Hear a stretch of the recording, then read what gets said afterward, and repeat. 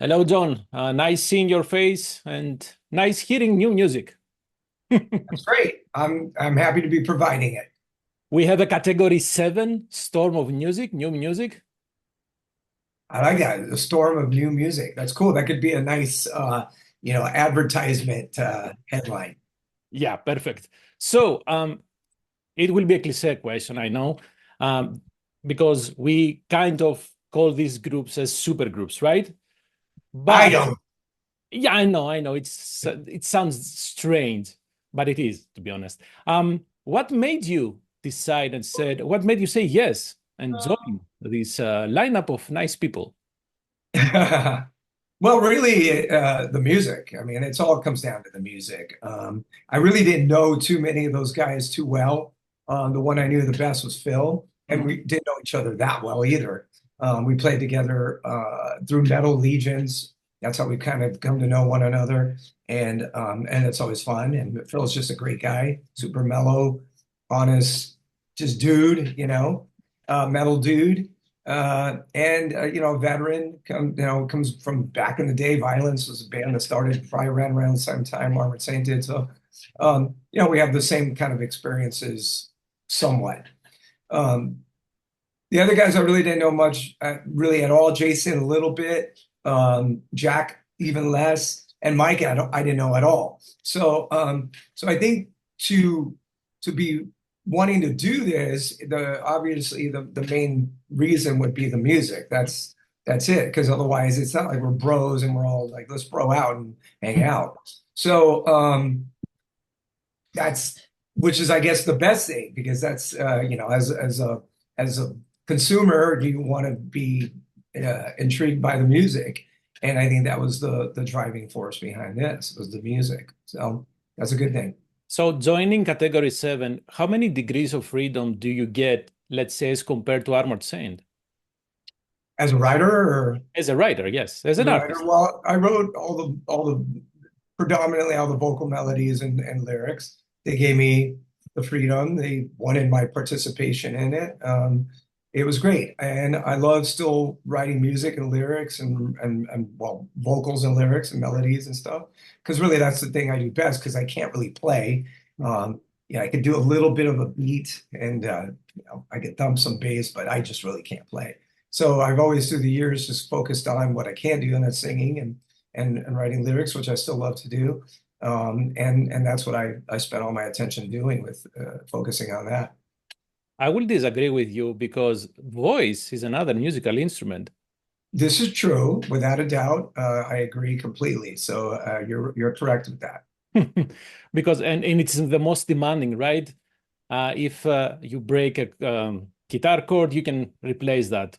If you get something on your throat, God forbid, then yeah, you have to do something else. Yeah, well, and I've had that numerous times. So it's a bummer when you have any kind of throat or vocal problems for sure, which I've had, and it's very frustrating and it can be demoralizing and it's just a bummer all straight up. So I don't know um, why we went there. No, sorry, I didn't mean to. no, I mean we're just talking and this is true, but Sure. you try to stay in good shape, and that's I think a really important thing. Because a voice is a muscle. That really Yes. is what it comes down to. So you want to have it be a strong muscle. So I feel like the more I sing, the stronger it actually gets. But sometimes you'll have uh, little pitfalls and holes in the road, and that can certainly work against you. Mostly kind of getting sick and things like that, and it sucks. I just read right now that Neil Young and Crazy Horse are canceling the rest of their tour because Neil's sick, and I think he's not the only one in the band, and it's a drag. Anytime any singer has any problems, I can identify with them Oh because yeah. I'm a singer, and I feel so bad for them because I know how bad I feel. So Let me change subject. So, what I love with your vocals is the ability of singing upon thrash music, but still sound melodic. I don't know. I cannot recall many singers, metal singers, who can do that. Yeah, it's probably challenging because there's a lot of music going on. These guys are extremely talented and gifted players, and the tendency could be to almost overplay when you're that good. Same with Jason and Jack, and so it's you almost have to kind of pull yourself back a little bit. I mean, that's just my opinion. Yeah, I mean, look, there's obviously plenty of, death metal bands, thrash bands that, just assault the senses and with everything, and vocals included.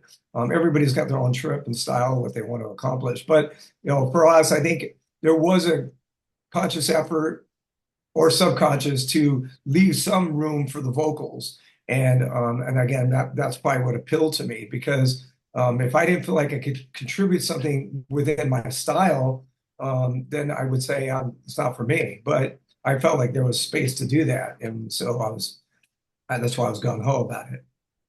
Is it me, or do you sound a little bit more aggressive in, for example, I would call through pink eyes More aggressive than. than usual? Well, I just try to match the intensity of the music, really. And the music is a certain aggression. Yeah. And the vocal should do that or counter that. I mean, there's no real rules when it comes to writing, really. I mean, that's at the end of the day, when you're making music or any kind of art, you can do whatever you want, really. I mean, I think having that mentality actually is the best way to approach anything. So, because the last thing you wanted to say is, "This is this, so I have to be this." We certainly try not to do that in regards to Armored Saint. We kind of feel like we could do anything, and then sometimes you pull yourself in and go, okay, maybe that's a little too outside the box. But at least to have that philosophy, it opens you up to being able to do anything, and then you kind of find your way. And I don't just because the music's intense doesn't necessarily mean the vocals have to be. It depends on the part, Mm. depends on just what kind of goes into your mind. Um, I try not to think too deeply about it when I'm working on something. I kind of just go on a like an initial gut instinct of this feels like where I want to go with this. Yeah. Um, and then I just and then you start rolling, and then who knows, maybe you turn left, turn right, you go, backwards, or you pull. It's just, it's you're making music. It really should be an adventure.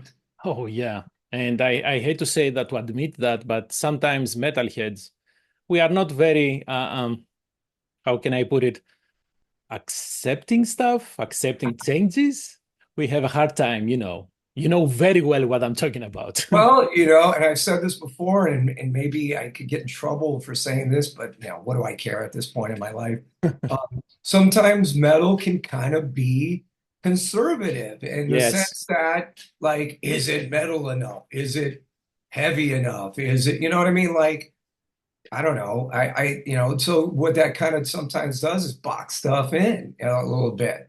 Um, this band Rivers of Nile has saxophone in their band and sounds great. And it's really cool, and I Yeah. mean, it's definitely stepping outside the box. So, and does it work? Yeah, you put some little echo on it, and it's amazing. I mean, I love sax. It's one of the coolest instruments there is. No one's cooler than John Coltrane, So, yeah, you can do whatever you want, really, when it comes right down to it. It's music, and Yes. you should have that theory because if you don't, then you kind of, I think, again, you start to narrow things, and with music, you should be broadening things. So, Correct. After all, metal was meant to be a place to go against the norms, to go against everything. So we should be a place where everybody is accepted. yeah, again, I think just if that would be my advice to a new band is just number one, listen to lots of music. Don't only listen to Iron Maiden, even though Iron Maiden is amazing.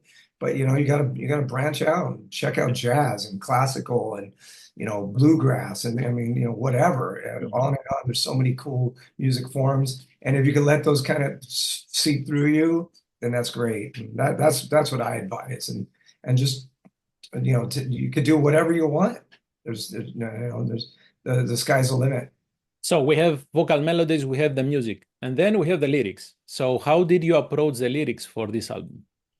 Um, well, how did I approach the lyrics? Kind of just wanting to come up with my own ideas and thoughts and um, making sure that whatever I kind of wanted to say, I said it in the way I wanted to, and not necessarily feel like it has to be, again, a particular uh, premise or it has to have like a specific topic. It can be ambiguous if you want it to be. It could be specific to a certain idea, but yet not so definitive. I mean, there's all kinds of stuff you can do. Like I said, let's face it, lots of stuff is going on in the world. Yes. You could utilize that for inspiration, or you could use just personal stuff. That's what I try to do. Kind of just the world around me is like a giant canvas kind of thing. That's the way I kind of see it. Tonight's the presidential debate. That should add some good fodder for lots of emotions, some comedy perhaps. Yeah. Not take it too seriously. Either candidate, I would not put on any kind of pedestal personally, but that's just me. I'm not a fan of politicians really. So, I'm going to probably look to bust both their chops pretty well, but, that's just my opinion. But it does feel that we are wavering at the breaking point, right? Well, we again, I had this argument one time with my father-in-law, who I admire greatly. He's an incredible man, self-made, built his business up from the ground. One of the most incredible people I've ever met, and I admire with everything I have. We had this one argument one time, and it was extremely rare, or disagreement. It was when Obama was still president, and he was something about, and he played minor league baseball. He's a driven guy. This is my father-in-law, and so he really thinks that you have to be strong. He's old school. But we were talking about Obama smoking, and I was like, well, I mean, it's a stressful job. You're the president, so if he has to have a cigarette periodically, what's how bad is that? And he was no, it's a sign of weakness. And I was like, whoa, and like he got real pissed at me. And like I said, it was one of the very, very few times him and I had any kind of disagreement. And I respect him greatly. So I was just, I stepped back and I was like, okay, and I just, he was entitled to this opinion. And so it was a thought that you're the president, you can't demonstrate any weakness, which again was his view at that time. But the counter to it is that they're just people, they're just human beings, and to put anybody on some kind of crazy pedestal just because they get nominated to be the president does not make them superhuman. And I think we should probably not view them as such, because they're just humans, and they're going to make mistakes, and that's okay, because they're humans. So anyways, just a weird like little story there. Oh, it's actually nice to hear this, because there is another huge can of worms. We have now social media, right? So we do have people putting other people on pedestals who live in fake lives, but people still believe that life. So I mean, who's perfect? no, Who wants to be? To me, who wants to be perfect? The same thing I view music. Like for me, I like the looseness of bands. Armored Saint is a band that has a looseness to yes, it. correct. And these days, with so much stuff on tape, and you don't know who's really performing and who's not. I dig it, because it's human, and it's we're a rock band. We started in the garage, and mistakes. I don't know. I almost welcome them. Imperfect vocals, going flat, hitting a wrong note, tempo fluctuations. So what? It's not meant to be perfect. And when you go see a concert, you should feel like you're getting a specific show for you that night. This is not a Broadway musical that everyone is doing the same performance every single night. It's rock. And so it should feel dangerous to the point where you don't know what to expect. when you lose that element, and it's like from front to back becomes this almost thing where the musicians are almost obsolete, which it could be that eventually. That I don't that's not for me. So Yeah, and I found myself nowadays not really appreciating the huge big arena shows because those are very much rehearsed. So I'd rather be in a smaller venue. Like you said, there is that being dangerous element that you don't know what will happen. John may say something, no, and I mean, and don't get me wrong. I sometimes shows are embellished by stuff on tape and this and that. I'm not opposed to it all, but I'm just saying, it should never feel like the city is obsolete because the show is the same. You know what I mean? yeah, It should always kind of feel like if a band's on tour, you don't know for sure what's going to happen, and that's the beauty of it. So that's my feeling, and I don't know how I don't know how we got here from what we were talking I about, don't but know. uh, We have gone off script, but this is what makes this interview interesting for me too. there you go. That's it. I can babble, and I'm sorry. It's funny. Oh, that's perfect. I told the people at the label, I was like, tell everybody 30 minutes just because sometimes we can overlap, and I was like, it's not always the journalist, it's most of the time me babbling, but Oh man, I appreciate it. So, how did you choose? The band chose to have Etta Stormen after the storm, right? As an instrumental, I was thinking 8 minutes. Let John Booth run, I don't know, loose. no, believe me, I welcome that. As a matter of fact, I think we were on the same page with that because we were, I mean, look, standard record has roughly somewhere in the neighborhood of like 8 to 12 songs, roughly ballpark, right? You don't have to. I mean, you could have four amazing long songs, or you can have 20, whatever really works. I think there was a period of time where records became too much music, and then really what you had was just a lot of filler tracks. But if you have 10 great songs, then that's 10 great songs. But we did have an idea of showing off the musicianship of the band members. And all of a sudden, at one point, I think I said it to somebody, might have been Larry, the manager, and he's like, "We've already talked about that, and we already were saying we should do that, just have an instrumental," which I was like, "Great. I can go take a break playing it live. I always welcome that." And, again, show off the guys' chops because they have amazing ones. 8 minute long break. Come on, man. Oh, man, believe me, it goes quick.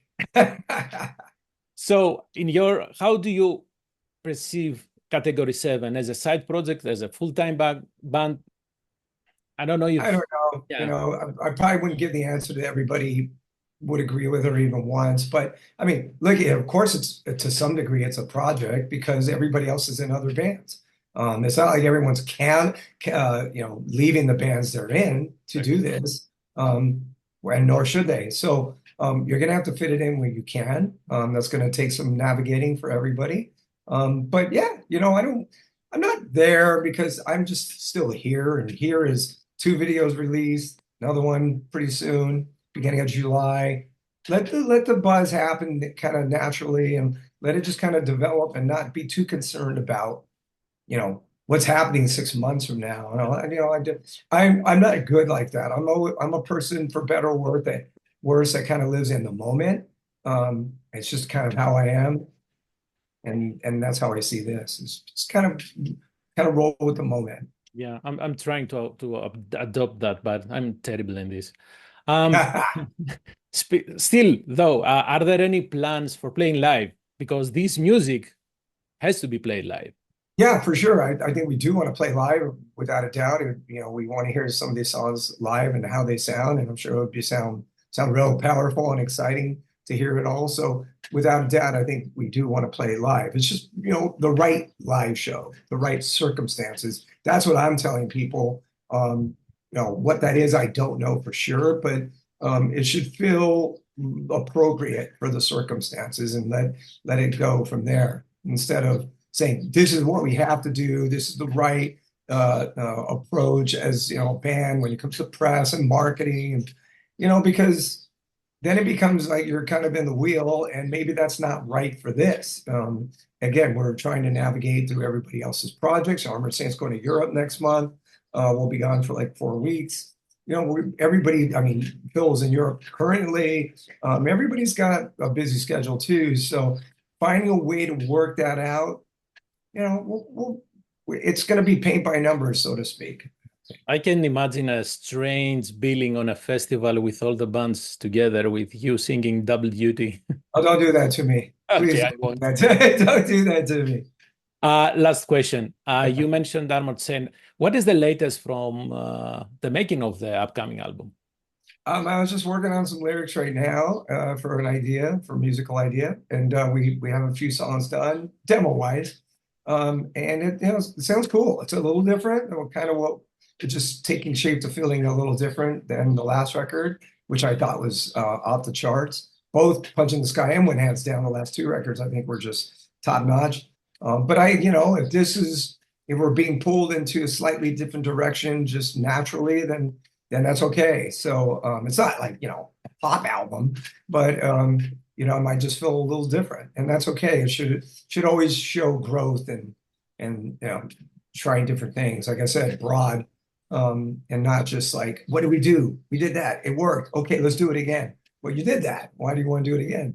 So yeah, it's going to be cool. I'm working on some ideas, and I think it'll probably be really cool. Hopefully sometime next year. So when we will see Armored Saint in Chicago?